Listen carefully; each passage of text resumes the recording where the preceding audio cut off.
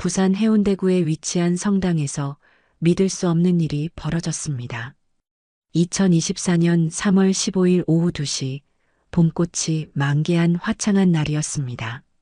성당 안은 하얀 장미와 백합으로 아름답게 장식되어 있었고 따스한 햇살이 유리창을 통해 은은하게 쏟아져 들어왔습니다. 신부 38세 박소영은 순백의 웨딩드레스를 입고 성당 뒤편에서 입장을 기다리고 있었습니다. 그녀의 얼굴에는 행복한 미소가 번지고 있었지만 동시에 어딘가 불안한 기색도 엿보였습니다. 신랑 45세 이준혁은 제단 앞에서 신부의 입장을 기다리고 있었습니다. 해강병원에 실력 있는 내과 전문의인 그는 15년간 의사로 일해오며 많은 사람들의 존경을 받아왔습니다.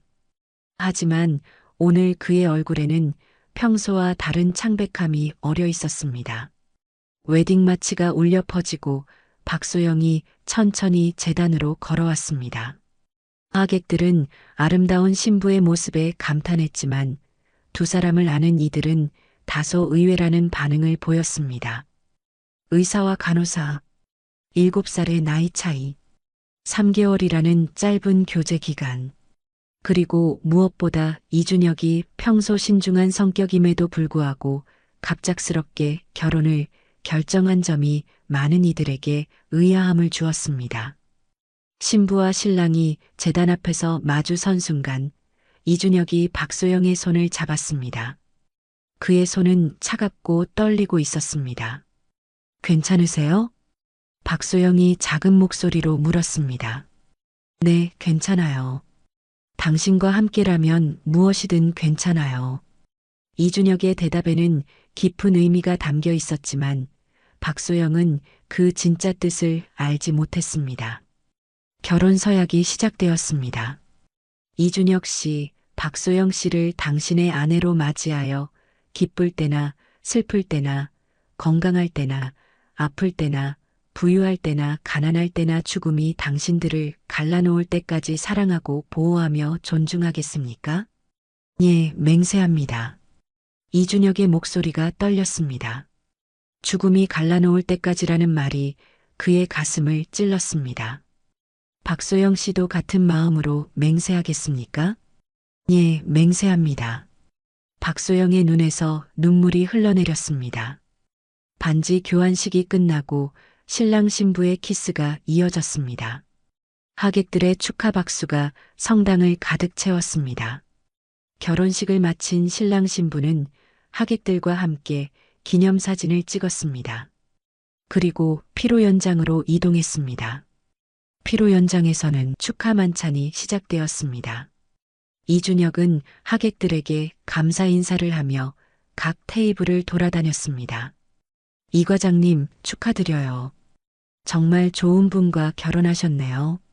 병원 동료들이 축하 인사를 건넸습니다. 고맙습니다. 제가 복이 많죠. 이준혁은 미소를 지었지만 그 미소 뒤에는 깊은 슬픔이 숨어 있었습니다. 식사가 한창 진행될 때 이준혁이 갑자기 얼굴을 찡그리며 가슴을 움켜쥐었습니다. 준혁 씨, 어디 아프세요? 옆에 앉아있던 박소영이 걱정스럽게 물었습니다. 괜찮아요. 잠시 화장실에 다녀올게요. 이준혁은 자리에서 일어났지만 몇 걸음 걷지 못하고 그대로 쓰러졌습니다.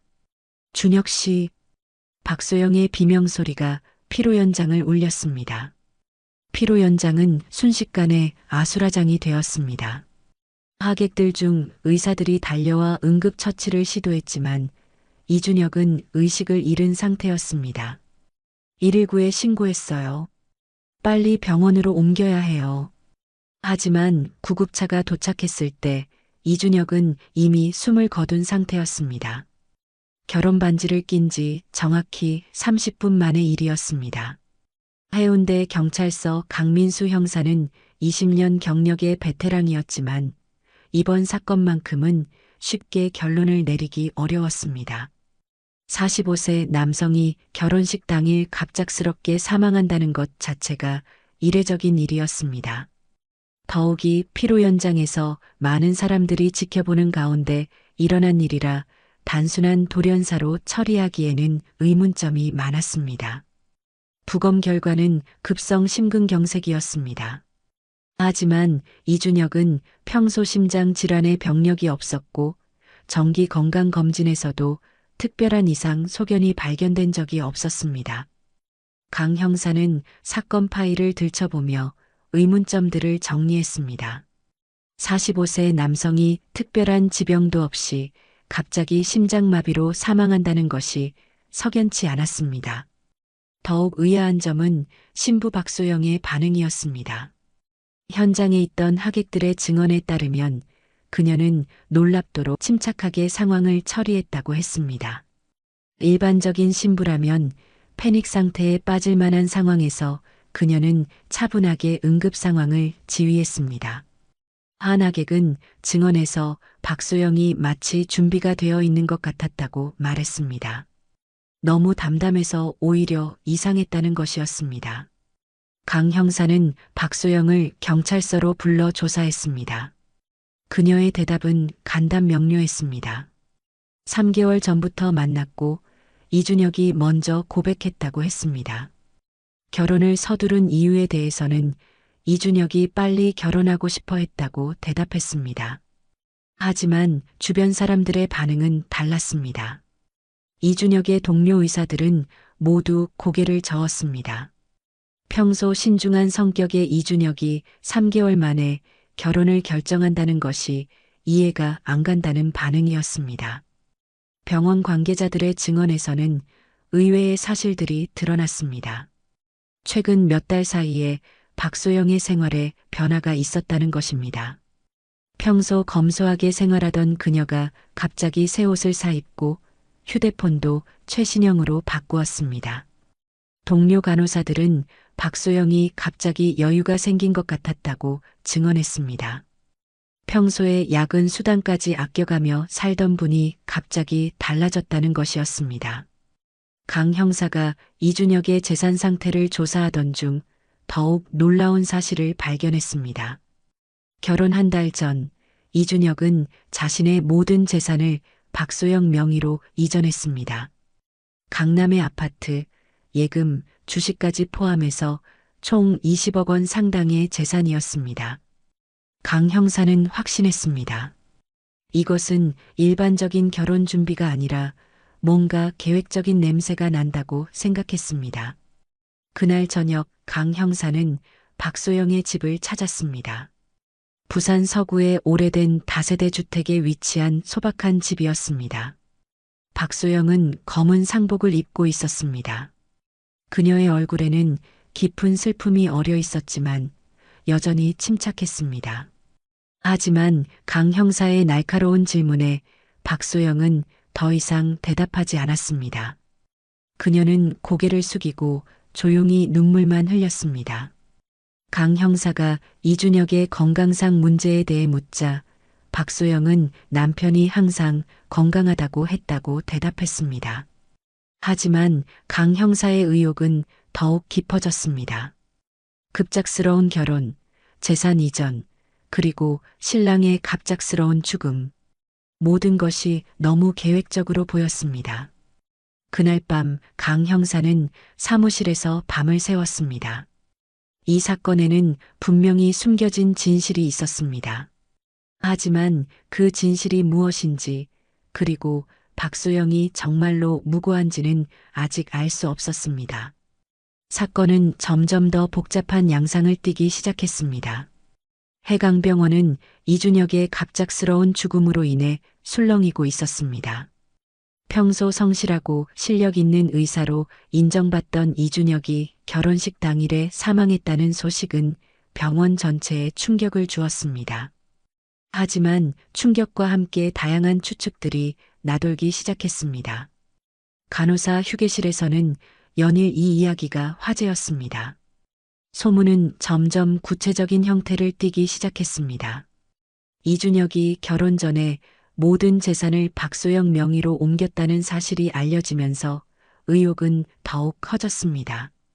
이런 이야기들이 병원 곳곳에서 나오면서 박소영을 바라보는 시선이 달라지기 시작했습니다. 15년간 성실하게 일해온 간호사에서 갑자기 의심의 대상으로 변한 것입니다. 병원 로비에서도, 복도에서도, 식당에서도 어디를 가나 박소영에 대한 이야기가 나왔습니다. 그녀가 지나갈 때마다 대화가 멈췄고 뒤에서 수군거리는 소리가 들려왔습니다. 유일하게 박소영을 변호해주는 사람은 함께 15년간 일해온 선배 간호사 김미경 뿐이었습니다. 너무 신경 쓰지 마. 시간이 지나면 괜찮아질 거야. 괜찮아요, 선배님. 박소영은 담담하게 대답했지만 그녀의 어깨는 점점 무거워 보였습니다.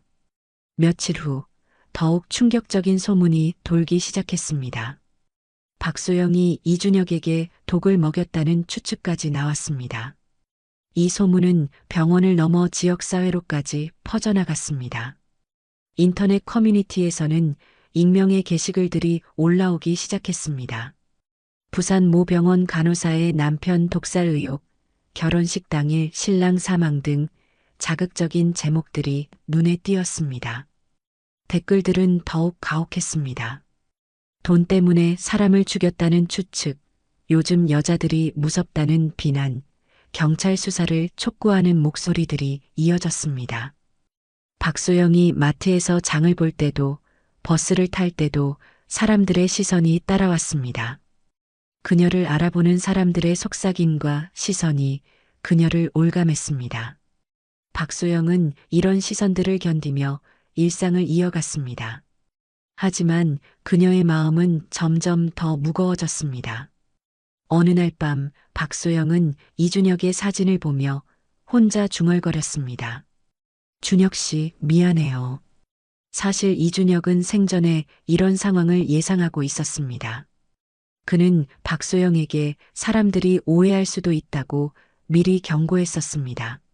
하지만 진실은 언젠가 밝혀질 것이라고 말했습니다. 그때는 그 말의 의미를 완전히 이해하지 못했습니다. 하지만 이제는 절실하게 느낄 수 있었습니다. 박소영은 이준혁이 남긴 일기장을 꺼내 읽었습니다. 그 안에는 자신에 대한 이준혁의 진심 어린 마음이 담겨 있었습니다. 소영 씨는 가장 순수하고 따뜻한 사람이라는 글, 사람들의 오해가 걱정되지만 언젠가는 진실이 밝혀질 것이라는 믿음이 적혀 있었습니다. 하지만 세상의 시선은 쉽게 바뀌지 않았습니다. 오히려 시간이 지날수록 의혹은 더욱 커져갔습니다. 박소영은 매일 아침 거울을 보며 스스로에게 다짐했습니다. 견뎌내야 한다고, 준혁이 말한 대로 진실은 언젠가 밝혀질 것이라고. 하지만 그 언젠가가 언제일지는 아무도 알 수 없었습니다. 박소영과 이준혁의 진짜 이야기는 5년 전으로 거슬러 올라갑니다. 2019년 가을, 해강병원 호스피스 병동에는 특별한 환자가 입원해 있었습니다. 이태수 씨, 70세. 말기 폐암으로 시한부 선고를 받은 그는 이준혁의 아버지였습니다. 이준혁은 아버지의 병실을 매일 찾았지만 바쁜 의사 일정으로 인해 충분한 시간을 할애하기는 어려웠습니다. 그는 아버지에게 최선의 치료와 간병을 받게 해드리고 싶었지만 현실적인 한계가 있었습니다. 그때 이태수 씨를 전담으로 돌보게 된 간호사가 바로 박소영이었습니다. 박소영은 15년 경력의 베테랑 간호사였습니다. 38세의 나이에도 불구하고 그녀의 얼굴에는 환자들을 대하는 따뜻함이 있었습니다. 특히 말기 환자들을 돌보는 일에 남다른 정성을 쏟는 것으로 병원에서 유명했습니다. 이태수 씨는 처음에는 낯선 간병에 어색해했지만 박소영의 세심한 배려에 점점 마음을 열기 시작했습니다. 그녀는 단순히 업무적인 간병이 아니라 진심으로 환자를 위하는 마음으로 돌봤습니다. 박소영의 개인적인 사정도 이태수 씨의 마음을 움직였습니다. 그녀는 10년 전 약혼자를 교통사고로 잃었습니다. 결혼을 3개월 앞두고 일어난 비극이었습니다. 그 이후 그녀는 다른 사람과의 연애를 생각해 본 적이 없었습니다. 현재 박소영은 치매에 걸린 어머니를 요양병원에 모시고 있었습니다. 어머니의 요양비를 벌기 위해 밤낮으로 일하는 것이 그녀의 일상이었습니다. 정규 근무 외에도 개인 간병을 자주 맡아서 하는 이유였습니다. 이태수 씨는 박소영을 정말 친딸처럼 여겼습니다. 야간 근무가 아닌 날에도 병실에 들러서 그의 상태를 확인했고 그가 불편해하지 않도록 세심하게 돌봤습니다. 이태수 씨의 상태가 악화되면서 그는 점점 더 박소영에게 의존하게 되었습니다. 다른 간호사가 오면 불안해하며 박소영만을 찾았습니다. 이준혁도 아버지의 변화를 눈치챘습니다. 박소영이 아버지를 돌보는 모습을 보며 깊은 감동을 받았습니다. 그녀는 단순히 업무가 아니라 진심으로 아버지를 돌보고 있었습니다. 이준혁이 개인적으로 추가 비용을 지불하겠다고 제안했지만 박소영은 정중히 거절했습니다. 어르신이 편안해 하시는 것이 더 중요하다는 것이 그녀의 대답이었습니다. 박소영은 때로는 자신의 돈으로 이태수 씨가 좋아하는 음식을 사다가 드리기도 했습니다. 호두과자를 좋아한다는 말을 기억해 두었다가 직접 사서 가져다 드리는 것이었습니다. 이태수 씨의 병세가 더욱 악화되면서 그는 박소영에게 자신의 과거 이야기를 들려주기 시작했습니다. 젊었을 때 정말 가난했던 이야기, 어떻게 고생해서 아들을 의사로 키웠는지에 대한 이야기였습니다. 그런데 그 이야기 중에서 놀라운 사실이 드러났습니다. 이준혁이 의사가 될 수 있도록 도와준 은인이 있었다는 것이었습니다. 박정호라는 분이 우리 동네에서 작은 약국을 운영하시면서 이준혁의 학비를 대주었다는 것이었습니다. 박소영은 그 이름을 듣는 순간 심장이 멎는 것 같았습니다. 그분은 제 아버지예요. 이태수 씨는 깜짝 놀랐습니다. 박정호 선생님이 박소영의 아버지라는 사실을 믿을 수 없었습니다. 박소영은 아버지의 이야기를 들려주었습니다. 박정호는 작은 약국을 운영하면서도 어려운 학생들을 도와주는 것으로 유명했습니다. 그는 자신의 수입의 상당 부분을 장학금으로 내놓았습니다. 그리고 딸에게도 의료인이 되라고 권해서 박소영이 간호사가 되었습니다. 이태수 씨는 눈물을 흘렸습니다. 은인의 딸이 바로 자신을 돌봐주고 있다는 사실이 믿어지지 않았습니다. 이것이 단순한 우연일까 아니면 운명일까 하는 생각이 들었습니다. 그날 밤 이태수 씨는 이준혁을 불렀습니다. 아들에게 박소영이 박정호의 딸이라는 사실을 알려주었습니다. 이준혁은 충격을 받았습니다. 자신이 의사가 될 수 있게 도와주신 분의 딸이 지금 아버지를 돌봐주고 있다는 사실이 믿어지지 않았습니다. 박정호 선생님이 없었다면 자신은 의사가 될 수 없었습니다. 가난한 집안에서 태어난 그에게 의대 등록금은 하늘의 별 따기였으니까요. 그런데 그분의 딸이 지금 아버지를 돌봐주고 있다니 이것은 단순한 우연이 아니라 운명 같은 것이었습니다. 이준혁은 그날 밤 잠을 이루지 못했습니다. 박소영을 새로운 시선으로 바라보기 시작했습니다. 단순히 간호사가 아니라 자신의 은인의 딸로 말입니다. 이태수 씨의 마지막 날들은 박소영의 헌신적인 간병 덕분에 평화로웠습니다. 운명적인 인연을 알게 된 후 이준혁은 박소영을 더욱 특별한 시선으로 바라보기 시작했습니다.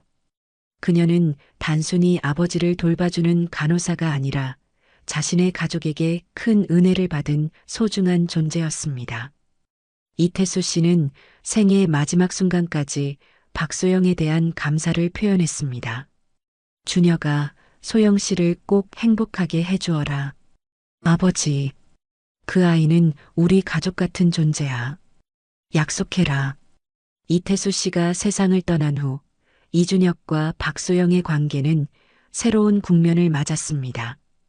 이준혁은 박소영의 헌신적인 간병에 깊은 감동을 받았습니다. 장례식이 끝난 후에도 박소영은 종종 이준혁을 찾아와 안부를 물었습니다. 과장님, 많이 힘드시죠? 어르신이 그렇게 자랑스러워 하셨는데, 박 간호사님 덕분에 아버지가 편안하게 가셨어요. 정말 고맙습니다. 이준혁 역시 박소영에 대한 감정이 변화하고 있음을 느꼈습니다. 처음에는 감사한 마음이었지만 시간이 지날수록 그것은 깊은 애정으로 발전했습니다. 몇 달 후, 이준혁은 박소영에게 정식으로 마음을 표현했습니다. 소영 씨, 당신을 좋아하게 됐어요. 과장님, 저는 처음에는 감사한 마음이었는데 이제는 정말 사랑하게 됐어요.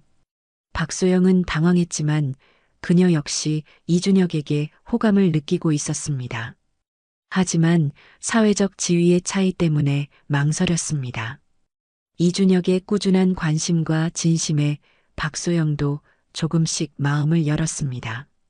그녀는 10년 전 약혼자를 잃은 후 처음으로 다시 사랑을 느끼고 있었습니다.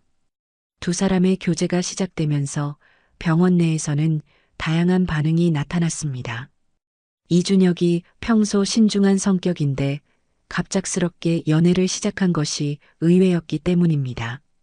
하지만 3개월 후 이준혁은 자신의 몸에 이상 신호를 느끼기 시작했습니다. 쉽게 피로해지고 가끔 복부에 통증이 있었습니다. 하지만 그는 자신의 병원에서 검사를 받을 수 없었습니다. 박소영이 알게 될 위험이 있었기 때문입니다. 이준혁은 의대 동기였던 박민준에게 조심스럽게 연락했습니다. 박민준은 현재 삼성서울병원에서 종양내과 전문의로 일하고 있었습니다. 민준아, 개인적으로 부탁이 하나 있는데, 이준혁은 박민준에게 아무에게도 알리지 말고 비밀리에 검사를 받고 싶다고 했습니다. 같은 병원에서 일하는 좋아하는 사람이 있는데 그 사람이 알까봐 걱정된다고 설명했습니다. 박민준은 처음에는 이상하게 생각했지만 이준혁의 간절한 부탁을 들어주기로 했습니다. 이준혁은 가명으로 병원에 등록하고 모든 비용을 현금으로 결제했습니다. 김준수라는 이름으로 각종 검사를 받았습니다. 며칠 후 나온 결과는 충격적이었습니다. 말기 췌장암입니다. 이미 간으로 전이된 상태고 길어야 6개월 정도로 보입니다. 치료 방법은 없을까? 항암 치료를 시도해 볼 수는 있지만 효과를 기대하기는 어렵습니다. 45세의 나이에 받은 갑작스러운 사형 선고였습니다. 이준혁은 항암 치료를 거부했습니다. 대신 통증 관리만 하기로 했습니다. 박소영에게 자신의 상태를 들키지 않기 위해서였습니다. 이준혁은 며칠간 극심한 혼란에 빠져 있었습니다. 자신의 죽음보다 더 걱정되는 것은 박소영의 미래였습니다. 이준혁의 머릿속에 한 가지 계획이 떠올랐습니다. 자신의 병을 숨기고 박소영과 결혼한 후 모든 재산을 그녀에게 남겨주는 것이었습니다. 이준혁에게는 15년간 의사로 일하면서 모은 상당한 재산이 있었습니다.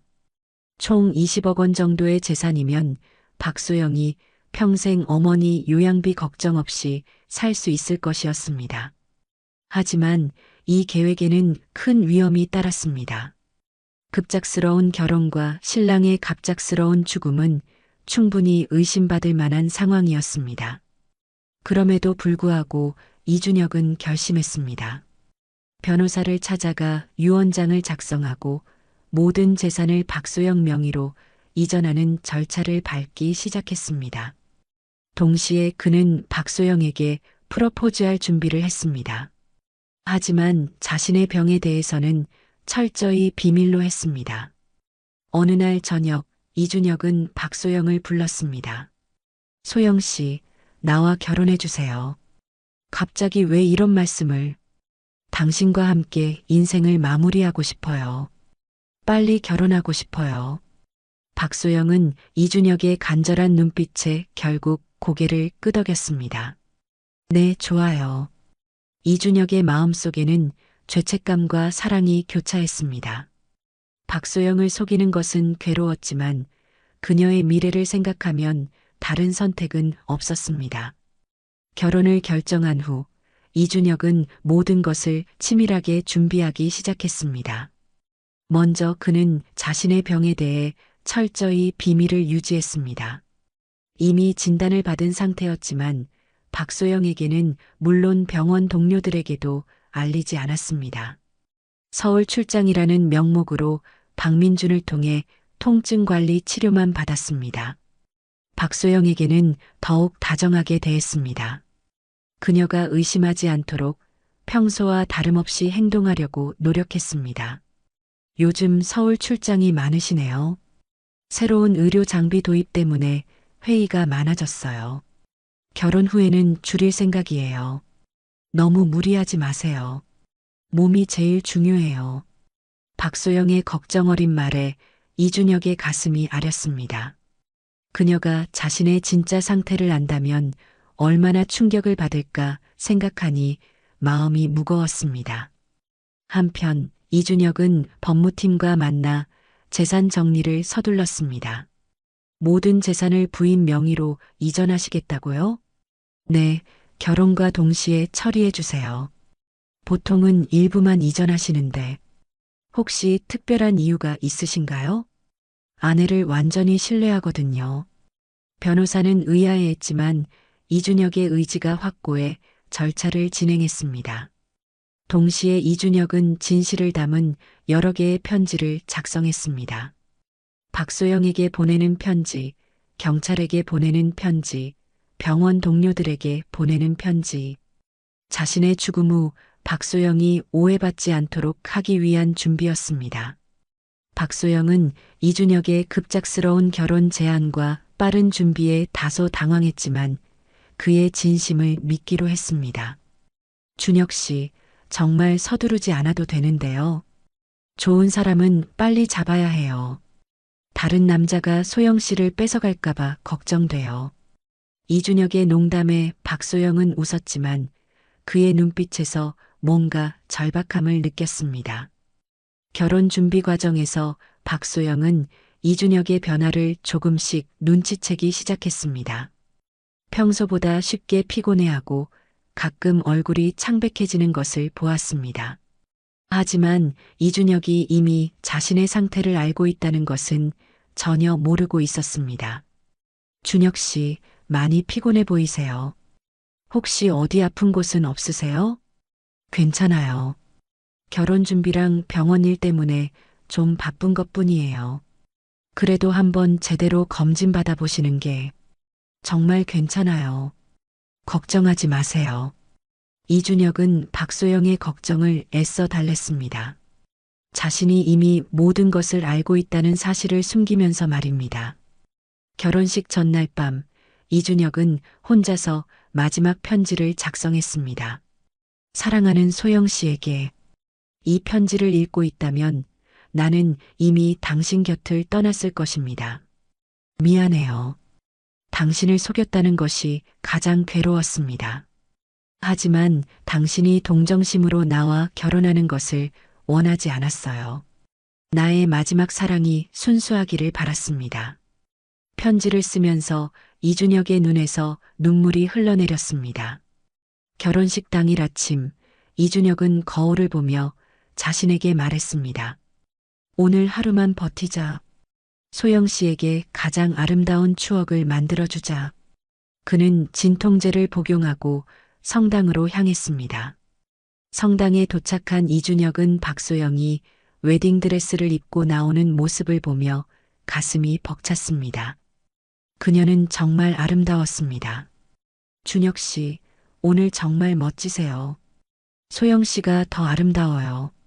정말 천사 같아요. 하지만 이준혁의 얼굴은 평소보다 창백했고 식은땀이 이마에 맺혀 있었습니다. 괜찮으세요? 얼굴이 안 좋아 보이는데. 긴장해서 그래요. 평생 한 번뿐인 결혼식이니까요. 결혼식이 시작되었습니다. 이준혁은 모든 통증을 참아가며 박소영과의 마지막 시간을 소중히 보냈습니다. 서약식에서 그의 목소리는 떨렸지만 진심이 담겨 있었습니다. 죽음이 우리를 갈라놓을 때까지 사랑하겠습니다. 이 말을 하는 순간 이준혁은 자신의 죽음이 이미 코앞에 다가와 있다는 것을 절실히 느꼈습니다. 피로 연장에서 이준혁은 하객들에게 인사를 다니며 마지막 인사를 나누었습니다. 하지만 시간이 지날수록 통증은 더욱 심해졌습니다.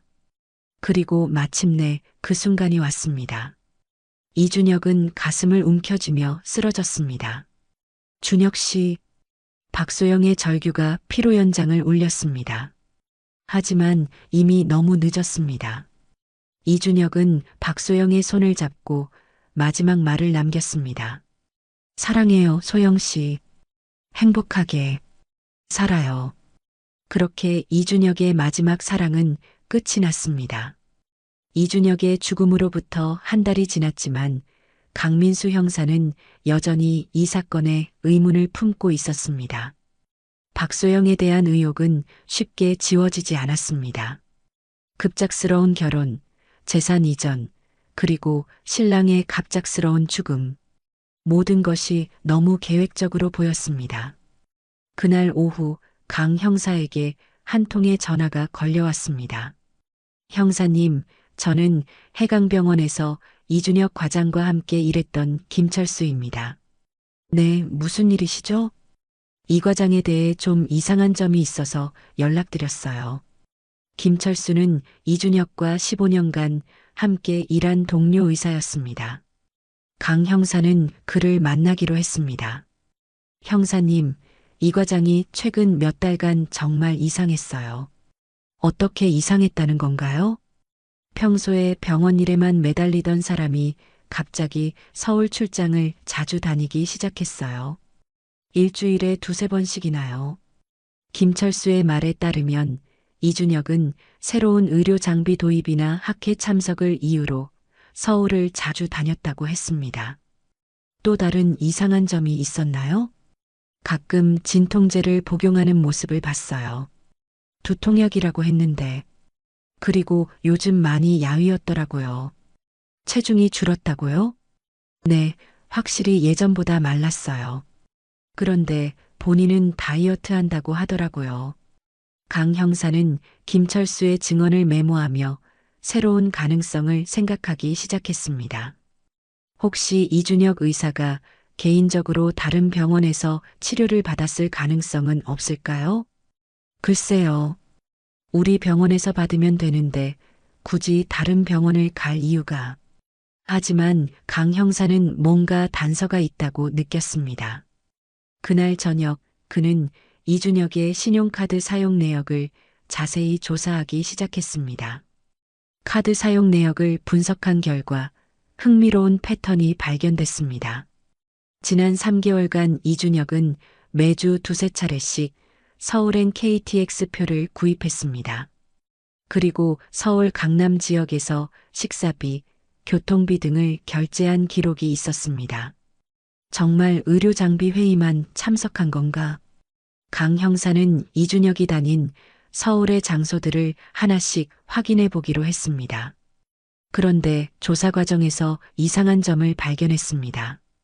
이준혁이 자주 들른 카페 근처에는 대형 종합병원이 있었습니다. 삼성서울병원, 강남세브란스병원, 서울아산병원 등이 모두 인근에 위치해 있었습니다. 혹시 병원에 갔던 건 아닐까? 하지만 병원들의 조회를 요청해도 이준혁이라는 이름으로 등록된 기록은 찾을 수 없었습니다. 강 형사는 다른 방법을 시도해 보기로 했습니다. 이준혁의 휴대폰 통화 기록을 분석한 것입니다. 통화 기록에서 흥미로운 사실이 드러났습니다. 지난 3개월간 이준혁은 박민준이라는 사람과 자주 통화했습니다. 특히 서울 출장 전후로 통화 빈도가 높았습니다. 박민준이 누구지? 강 형사는 박민준의 신상을 조회했습니다. 그는 의과대학을 졸업하고 현재 삼성서울병원에서 종양내과 전문의로 일하고 있었습니다. 혹시 의대 동기일까? 강 형사는 이준혁과 박민준의 학력을 확인해 봤습니다. 둘 다 같은 해에 부산대학교 의과대학을 졸업한 동기였습니다. 이제 뭔가 보이기 시작하는군. 강 형사는 박민준에게 연락을 취했습니다. 안녕하세요. 저는 부산 해운대 경찰서 강민수 형사입니다. 이준혁 씨 사건 관련해서 몇 가지 확인하고 싶은 게 있어서 연락드렸습니다. 전화 너머로 박민준의 당황하는 기색이 느껴졌습니다. 이준혁이 무슨 사건인가요? 직접 만나서 이야기하는 게 좋겠습니다. 서울로 올라가겠습니다.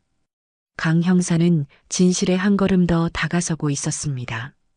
다음 날 오후 강민수 형사는 서울 삼성병원 근처 카페에서 박민준을 만났습니다. 박민준은 40대 중반의 온화한 인상의 의사였지만 형사를 마주한 그의 표정에는 긴장감이 역력했습니다. 형사님, 준혁이에게 무슨 일이 있었나요? 박 선생님께서 먼저 아시는 걸 말씀해 주시죠. 이준혁 씨와 최근에 어떤 연락을 주고받으셨나요? 박민준은 잠시 망설이다가 깊은 한숨을 내쉬었습니다. 형사님, 의사로서 환자의 개인정보를. 박 선생님, 이준혁 씨는 이미 돌아가셨습니다. 결혼식 당일에 급사했어요. 뭐라고요? 박민준의 얼굴이 순식간에 창백해졌습니다. 그는 진심으로 놀라는 것 같았습니다. 언제 돌아가셨다고요? 한 달 전입니다. 그래서 박 선생님께 확인하고 싶은 게 있어서 왔어요. 박민준은 한동안 말을 하지 못했습니다. 그의 눈에서 눈물이 흘러내리기 시작했습니다. 부검 결과는 급성 심근경색이었습니다. 그런데 박 선생님, 혹시 이준혁 씨가 최근에 건강상 문제가 있었던 건 아닌가요? 박민준은 오랫동안 침묵했습니다. 그리고 마침내 입을 열었습니다. 형사님, 제가 말씀드려도 될까요? 환자 기밀이긴 하지만. 물론입니다. 수사에 필요한 사항이니까요. 준혁 씨는 3개월 전에 제게 개인적으로 연락을 했어요. 아무에게도 알리지 말고 비밀리에 검사를 받고 싶다고 하더라고요. 강 형사는 긴장하며 박민준의 말에 귀를 기울였습니다. 왜 비밀리에 검사를 받고 싶다고 했나요? 처음에는 저도 이상하다고 생각했어요. 그런데 준혁이 말이 자기 병원에서 받으면 동료들이 알게 되고 특히 좋아하는 사람이 있는데 그 사람이 알까봐 걱정된다고 하더라고요. 좋아하는 사람이요? 네.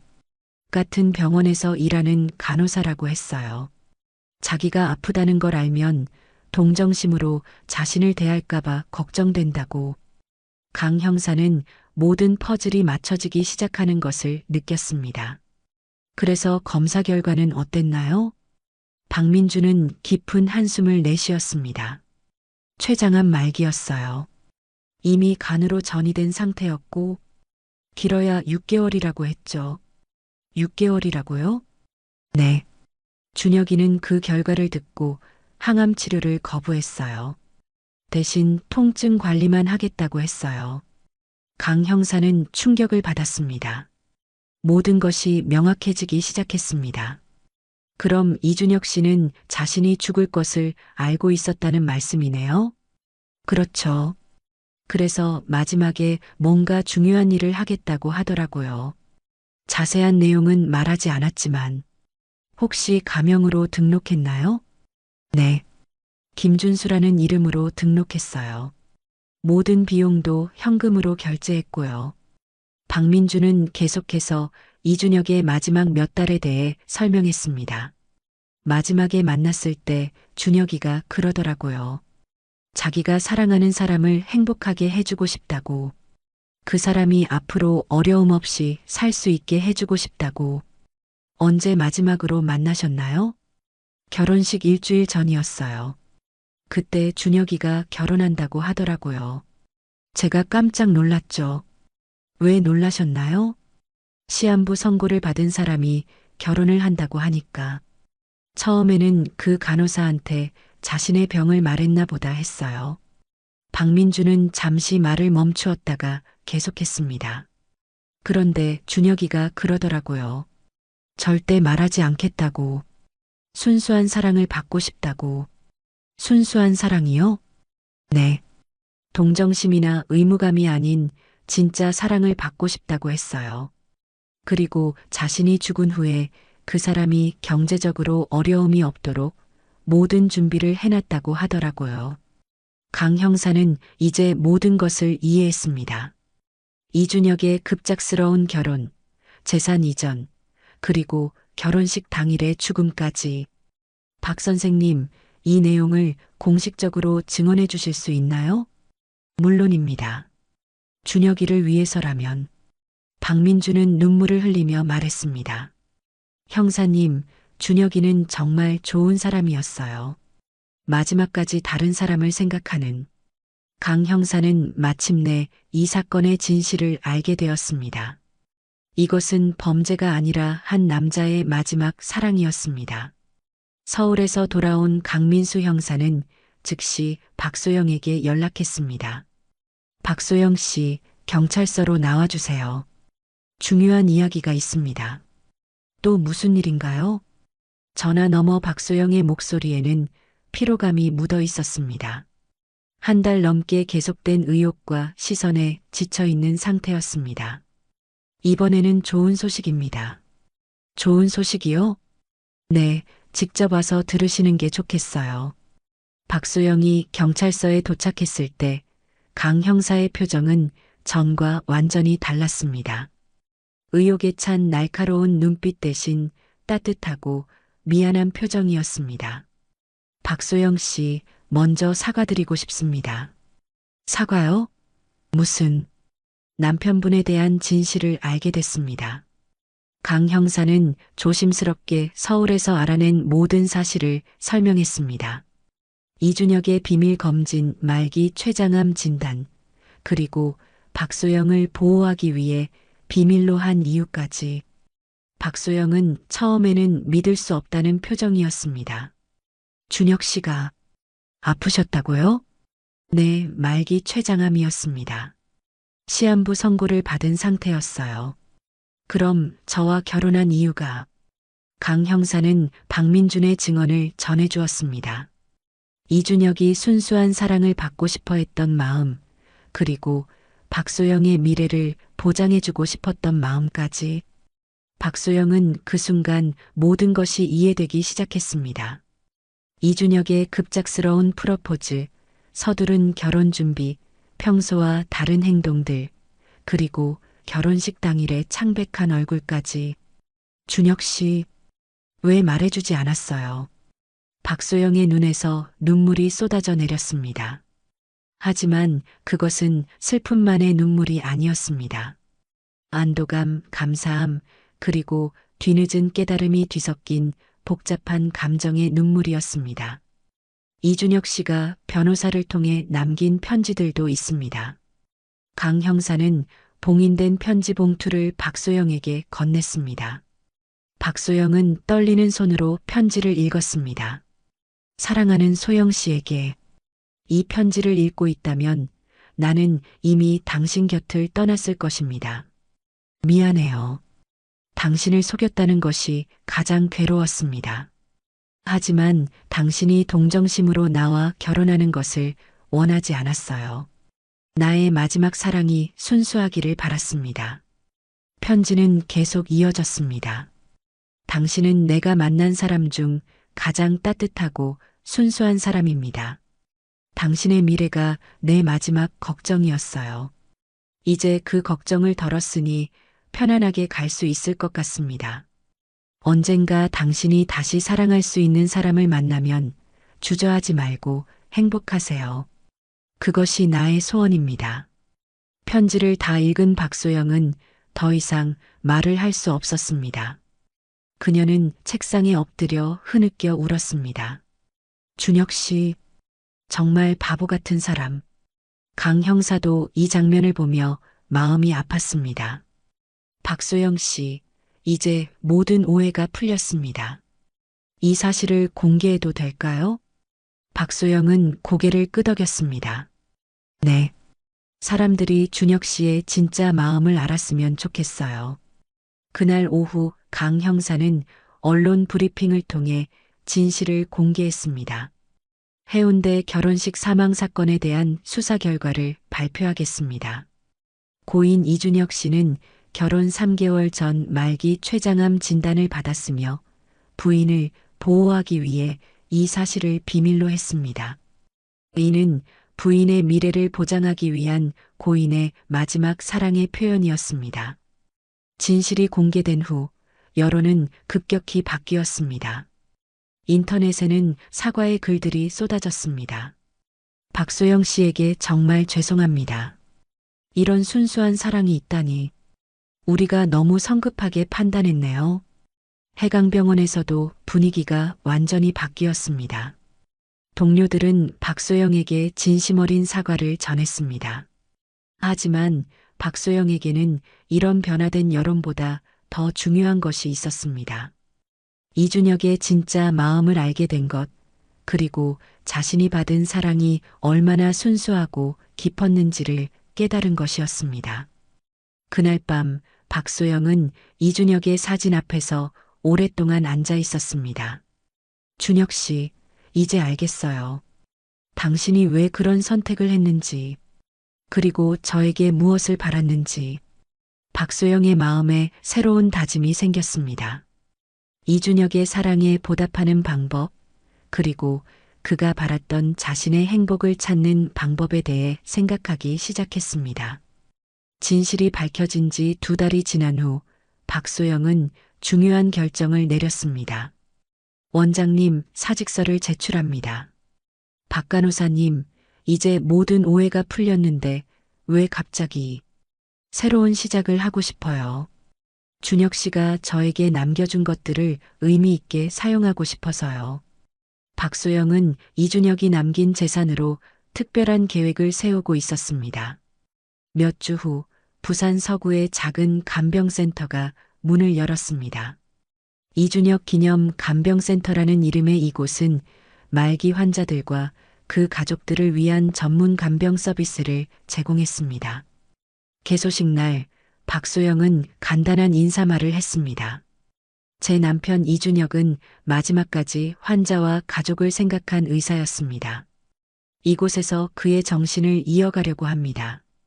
센터 운영 초기에는 어려움이 많았습니다. 하지만 박소영의 진심 어린 간병 서비스는 점차 입소문을 타기 시작했습니다. 어느 날 센터에 특별한 환자가 입원했습니다.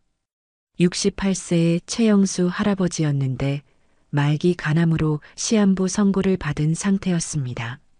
할아버지, 안녕하세요. 저는 박소영입니다. 아, 여기 원장님이시구나. 소문 많이 들었어요. 최영수 할아버지는 박소영을 보자마자 친근하게 인사했습니다. 며칠 지나지 않아 박소영은 최영수 할아버지에게서 특별함을 발견했습니다. 다른 환자들과 달리 그는 자신의 병에 대해 매우 담담했고 오히려 다른 사람들을 위로해주는 모습을 보였습니다. 원장님, 요즘 많이 힘들어 보이시네요. 아니에요, 괜찮아요. 원장님 같은 분이 왜 이런 일을 하게 됐는지 궁금해요. 분명 특별한 이유가 있을 것 같은데. 박소영은 처음으로 다른 사람에게 자신의 이야기를 들려주었습니다. 이준혁과의 만남, 그의 죽음, 그리고 뒤늦게 알게 된 진실까지. 그 의사 선생님이 정말 원장님을 사랑했나 보네요. 네, 그런 것 같아요. 그런데 원장님은 아직도 힘들어 하시는군요. 최영수 할아버지의 날카로운 관찰에 박소영은 놀랐습니다. 저는 괜찮아요. 원장님, 제가 오래 살아보니까 사람 마음이 보여요. 원장님은 자책하고 계시는 것 같아요. 자책이요? 그 의사 선생님이 혼자 모든 걸 감당하게 했다고 생각하시는 거 아닌가요? 할아버지의 말이 전곡을 찔렀습니다. 박소영은 이준혁의 진실을 알게 된 후 계속해서 자책하고 있었습니다. 저도 함께 싸울 수 있었는데 저 때문에 준혁 씨가 혼자 모든 걸 견뎠다고 생각하니까. 원장님, 그 의사 선생님이 그런 선택을 한 이유가 뭘까요? 저를 보호하려고 했다고 하던데요. 그럼 원장님이 자책하시는 게 그분이 원하는 일일까요? 최영수 할아버지의 질문에 박소영은 할 말을 잃었습니다. 그분이 원장님께 바란 건 행복이었을 텐데 원장님이 계속 자책하시면 그분이 기뻐하실까요? 하지만 원장님, 진정한 사랑은 상대방의 행복을 바라는 거예요. 그분의 사랑에 보답하고 싶으시면 행복해지세요. 할아버지의 말은 박소영의 마음 깊숙이 와 닿았습니다. 그날 밤 박소영은 오랜만에 이준혁의 사진을 보며 미소를 지었습니다. 준혁 씨, 할아버지 말이 맞는 것 같아요. 제가 행복해지는 게 당신에 대한 진짜 보답이겠죠. 며칠 후 센터에 또 다른 특별한 방문객이 찾아왔습니다. 실례합니다. 이준혁 기념 간병센터가 여기 맞나요? 문을 열고 들어온 사람은 30대 후반의 남성이었습니다. 단정한 인상에 따뜻한 미소를 지닌 그는 자신을 강태민이라고 소개했습니다. 저는 부산대학교 사회복지학과 교수입니다. 센터 이야기를 듣고 찾아왔어요. 무슨 일로 오셨나요? 저희 대학에서 사회복지 실습 프로그램을 운영하는데 혹시 학생들이 이곳에서 실습할 수 있을까 해서요. 강태민 교수는 박소영과 센터의 이야기를 들으며 깊은 감명을 받았다고 했습니다. 원장님께서 하고 계신 일이 정말 의미 있는 것 같아요. 우리 학생들도 배울 점이 많을 것 같습니다. 박소영은 강태민 교수의 진심 어린 제안을 받아들였습니다. 그리고 그와 이야기를 나누면서 오랜만에 편안함을 느꼈습니다. 새로운 만남이 박소영의 삶에 조금씩 변화를 가져오기 시작했습니다. 강태민 교수와의 만남이 계속되면서 박소영은 자신도 모르게 변화하고 있었습니다. 매주 수요일마다 강 교수는 학생들과 함께 센터를 방문했습니다. 처음에는 단순한 실습 지도였지만 점차 박소영과 깊은 대화를 나누게 되었습니다. 원장님, 오늘도 새벽부터 나오셨네요? 센터의 간병사 김영희가 걱정스럽게 물었습니다. 박소영은 매일 새벽 5시에 센터에 나와서 밤 10시가 넘어서야 집에 돌아갔습니다. 박소영은 환자분들이 걱정되어서 그렇다고 대답했지만 사실은 바쁘게 일하는 것이 유일한 위안이었습니다. 가만히 있으면 이준혁 생각이 너무 많이 났기 때문입니다. 어느 날 오후 학생들이 돌아간 후 강 교수가 조심스럽게 물었습니다. 원장님, 남편분을 잃으신 후에도 이렇게 다른 사람들을 돌보신다는 게 정말 대단해요. 어떻게 그런 힘을 내시는지 궁금해서요. 박소영은 잠시 창밖을 바라보며 생각에 잠겼습니다. 처음에는 죄책감 때문이었다고 말했습니다. 이준혁이 혼자 모든 걸 견뎠는데 자신은 아무것도 몰랐다는 게 너무 괴로웠다고 했습니다. 지금은 어떠세요? 지금은 이게 준혁 씨가 바란 일이라는 걸 알겠어요. 강 교수는 박소영의 이야기를 들으며 깊이 감동했습니다. 한편 최영수 할아버지의 상태는 점점 악화되고 있었습니다. 하지만 그는 마지막까지 다른 사람들을 걱정했습니다. 원장님, 나 때문에 너무 힘들어하지 마세요. 그 대신 부탁이 하나 있어요. 원장님, 꼭 행복하세요. 며칠 후 최영수 할아버지는 박소영이 지켜보는 가운데 평화롭게 세상을 떠났습니다. 그날 밤 강 교수가 박소영을 위해 센터를 찾아왔습니다. 박소영이 괜찮은지 걱정되어서 왔다고 했습니다. 박소영은 예전에는 환자분이 돌아가시면 제 마음도 너무 아팠는데 이제는 다르게 생각한다고 말했습니다. 어떻게요? 그분들이 마지막 순간까지 사랑받으며 지낼 수 있게 해드리는 게 제 역할이라고 생각해요. 강 교수는 박소영의 성숙해진 모습에 감동했습니다. 그녀가 이준혁처럼 혼자 외롭게 떠나시는 분이 없었으면 좋겠다고 말하는 것을 들으며 그녀의 마음이 얼마나 깊어졌는지 알 수 있었습니다. 박소영의 마음에 조금씩 평화가 찾아오기 시작했습니다. 아직 완전히 치유된 것은 아니었지만 적어도 앞으로 나아갈 수 있는 용기는 생겼습니다. 센터 개소 6개월 후 박소영에게 예상치 못한 연락이 왔습니다. 박소영 씨, 저는 김 변호사 사무소의 김준호 변호사입니다. 고인 이준혁 씨와 관련해서 만나 뵙고 싶은 일이 있어서 연락드렸습니다. 전화를 받은 박소영은 무슨 일인지 궁금해했지만 변호사는 직접 만나서 말씀드리는 게 좋겠다고 했습니다. 다음 날 박소영은 변호사 사무실을 찾았습니다. 박소영 씨, 이준혁 씨가 특별한 조건부 유언을 남겨두셨어요. 조건부 유언이요? 김 변호사는 이준혁이 부인이 센터를 설립해서 6개월 이상 운영하시면 공개하라고 하신 편지가 있다고 설명했습니다. 박소영은 떨리는 마음으로 이준혁의 마지막 편지를 받아들었습니다. 사랑하는 소영 씨에게 이 편지를 읽고 있다면 당신이 나의 뜻을 이어 의미 있는 일을 하고 있다는 뜻이겠죠. 정말 기쁩니다. 편지를 읽으며 박소영은 놀라움을 감추지 못했습니다. 이준혁에게는 자신에게 말하지 못한 마지막 비밀이 하나 더 있었다는 내용이었습니다. 당신의 아버지 박정호 선생님이 나를 도와주신 것처럼 나도 누군가를 도와주고 있었습니다. 지난 10년간 나는 익명으로 어려운 학생들에게 장학금을 지원해 왔어요. 박소영은 이준혁이 아버지의 뜻까지 이어가고 있었다는 사실에 깊은 감동을 받았습니다. 편지는 계속 이어졌습니다. 그 장학금 기금을 이제 박소영에게 맡기고 싶다는 내용이었습니다. 이준혁의 이름이 아닌 박정호 이준혁 기념교육기금이라는 이름으로 계속 이어가달라는 부탁이었습니다. 변호사님, 그 기금 규모가 어느 정도인가요?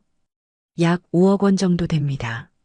매년 10명의 학생에게 장학금을 지급할 수 있는 규모예요. 박소영은 편지를 읽으며 눈물을 흘렸습니다. 이준혁이 마지막까지 이런 준비를 해두었다는 사실이 믿어지지 않았습니다. 그날 저녁 박소영은 강 교수에게 이 소식을 전했습니다. 정말 놀라운 분이셨네요. 마지막까지 이런 준비를 해두시다니. 교수님, 제가 이 일을 제대로 해낼 수 있을까요? 물론이죠. 원장님이라면 분명 잘하실 거예요. 강 교수의 격려에 박소영은 힘을 얻었습니다. 이준혁이 남긴 마지막 숙제를 잘 완수해야겠다는 다짐을 했습니다. 박소영은 그날 밤 이준혁의 사진을 보며 조용히 말했습니다. 준혁 씨, 당신이 얼마나 많은 준비를 해뒀는지 이제야 알겠어요.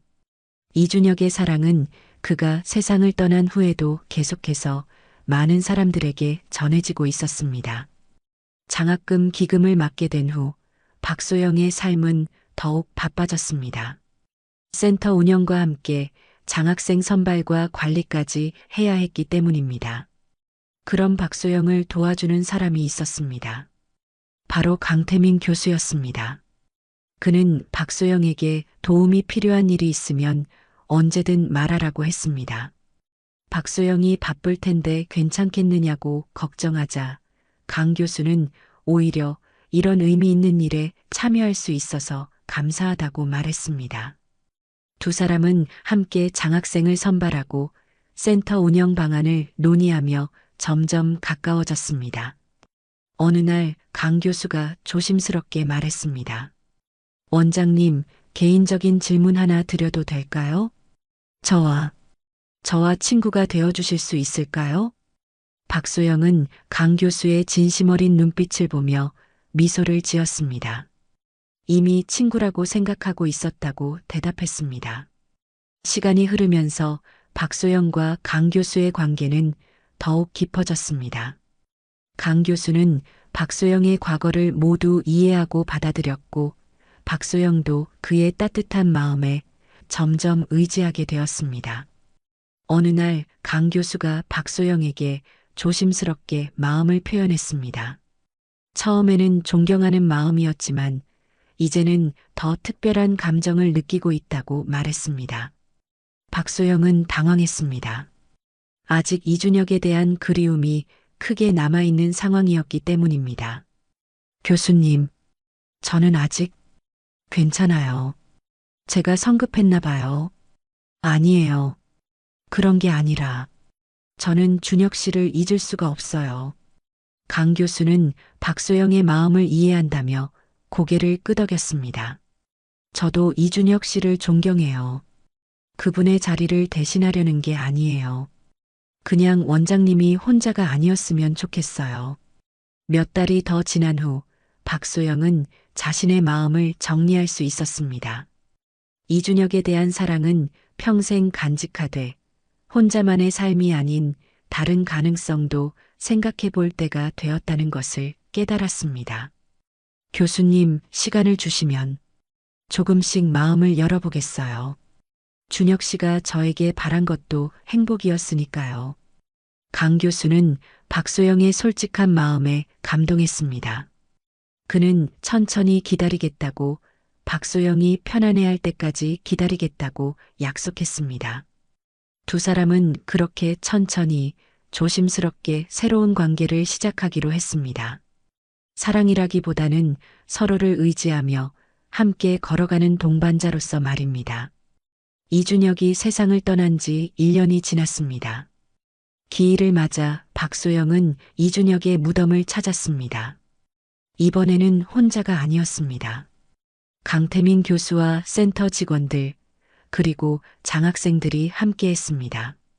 박소영은 이준혁의 묘비 앞에서 지난 1년을 돌아보며 조용히 말했습니다. 많은 분들이 그를 기억하고 있다고, 그의 뜻이 많은 사람들에게 전해지고 있다고 전했습니다. 첫 번째 장학생으로 선발된 김민수 학생이 꽃을 올리며 인사했습니다. 선생님 덕분에 의대에 진학할 수 있게 됐어요. 열심히 공부해서 훌륭한 의사가 되겠습니다. 박소영은 이런 모습을 보며 가슴이 뭉클했습니다. 이준혁의 정신이 이렇게 젊은 세대로 이어지고 있다는 것이 감동적이었습니다. 강 교수가 박소영의 어깨에 손을 얹으며 말했습니다. 이준혁이 정말 기뻐하실 것 같다고, 그분의 사랑이 이렇게 많은 사람들에게 전해지고 있다고 했습니다. 그날 저녁 센터에서 조촐한 추모 행사가 열렸습니다. 이준혁을 기리고 지난 1년간의 센터 활동을 돌아보는 자리였습니다. 박소영은 지난 1년간의 성과를 보고했습니다. 센터에서는 총 50분의 환자분들을 돌봤고 10명의 학생이 장학금을 받아 꿈을 키워가고 있다고 말했습니다. 이 모든 것이 준혁 씨의 마지막 선물 덕분입니다. 참석자들은 박소영의 보고를 들으며 깊이 감동했습니다. 행사가 끝난 후 강 교수가 박소영에게 조용히 말했습니다. 원장님, 정말 많은 일을 해내셨네요. 혼자서는 할 수 없었을 거예요. 교수님을 비롯한 많은 분들이 도와주셔서 가능했어요. 강 교수는 박소영에게 앞으로도 계속 함께 할 수 있겠느냐고 물었습니다. 단순히 센터 일뿐만 아니라 인생에서도 말입니다. 박소영은 잠시 생각에 잠겼습니다. 그리고 조용히 대답했습니다. 네, 함께해요. 준혁 씨도 그걸 원할 거예요. 그날 밤 박소영은 오랜만에 마음 편한 잠에 들었습니다. 이준혁의 사랑에 보답하는 길을 찾았고 그 길 위에서 새로운 희망도 만날 수 있었습니다. 이준혁이 바랐던 박소영의 행복이 조금씩 현실이 되어가고 있었습니다. 비록 완전한 사랑은 아닐지라도 서로를 위로하며 함께 걸어갈 수 있는 동반자를 만난 것만으로도 충분했습니다. 3년 후 이준혁 기념 간병센터는 부산 지역의 대표적인 호스피스 기관으로 자리 잡았습니다. 박소영은 강태민 교수와 좋은 동반자 관계를 유지하며 센터 운영에 헌신하고 있었습니다. 두 사람은 서로를 이해하고 의지하는 소중한 관계를 이어가고 있었습니다. 박소영에게는 이준혁에 대한 그리움이 여전히 남아 있었고 강태민도 그것을 충분히 이해하고 있었습니다. 박정호 이준혁 기념 교육기금을 통해서는 지금까지 50명의 학생이 장학금을 받았습니다. 그중 첫 번째 장학생이었던 김민수는 의대를 졸업하고 센터에서 자원봉사 의사로 활동하고 있었습니다. 어느 날 센터에 새로운 환자가 입원했습니다. 75세의 이태순 할머니였는데 그녀는 말기 위암 진단을 받았습니다. 할머니, 안녕하세요. 저는 박소영입니다. 아이고, 원장님이 직접 나오셨네요. 소문 많이 들었어요. 며칠 후 할머니가 박소영에게 놀라운 이야기를 들려주었습니다. 자신의 아들이 15년 전에 이준혁이라는 의사에게 생명을 구했다는 것이었습니다. 응급실에서 심근경색으로 쓰러졌을 때 그 의사가 밤새 수술해서 살려주었다고 했습니다. 그 선생님이 이 센터를 만든 분이라니 정말 운명 같아요. 박소영은 세상이 정말 좁고 인연이 이어져 있다는 것을 다시 한번 느꼈습니다. 그날 저녁 박소영은 강태민에게 이 이야기를 전했습니다. 강태민은 정말 신기한 인연이라며 이준혁의 선행이 계속 이어지고 있는 것 같다고 말했습니다. 박소영은 창밖을 바라보며 생각에 잠겼습니다. 이준혁이 아버지 박정호의 은혜를 받아 의사가 되었고 그 이준혁이 다시 많은 사람들을 도왔습니다. 그리고 이제 그 정신이 박소영을 통해 더 많은 사람들에게 전해지고 있었습니다. 강 교수님, 지금까지 함께 해주셔서 정말 감사해요. 저야말로 이런 의미 있는 일에 함께 할 수 있어서 감사했어요. 두 사람은 서로를 바라보며 미소 지었습니다. 그들 사이에는 사랑과는 다른 깊은 신뢰와 동지애가 흐르고 있었습니다. 그날 밤 박소영은 혼자 이준혁의 사진을 보며 조용히 말했습니다. 준혁 씨, 당신의 사랑이 이렇게 많은 사람들에게 전해지고 있어요. 박소영은 이제 완전히 이해했습니다. 진정한 사랑이란 소유하는 것이 아니라 나누는 것이며 받은 사랑을 다른 사람들에게 전해주는 것이라는 것을 말입니다. 하늘의 별들이 유난히 밝게 빛나는 밤이었습니다. 마치 이준혁이 박소영에게 보내는 축복의 메시지처럼 보였습니다. 사랑은 끝나지 않습니다. 한 사람에서 다른 사람으로, 한 세대에서 다음 세대로 계속 이어져 갑니다. 이준혁의 마지막 사랑은 이렇게 많은 사람들의 마음속에서 영원히 빛나고 있었습니다. 박소영은 이준혁에 대한 사랑을 가슴에 간직한 채 그의 뜻을 이어가는 삶을 계속해 나갈 것입니다.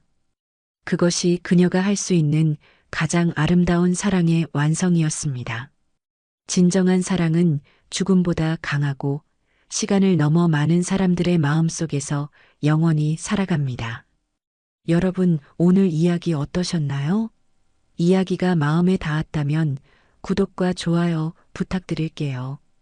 여러분의 따뜻한 댓글 하나가 모두에게 큰 힘이 됩니다. 감사합니다.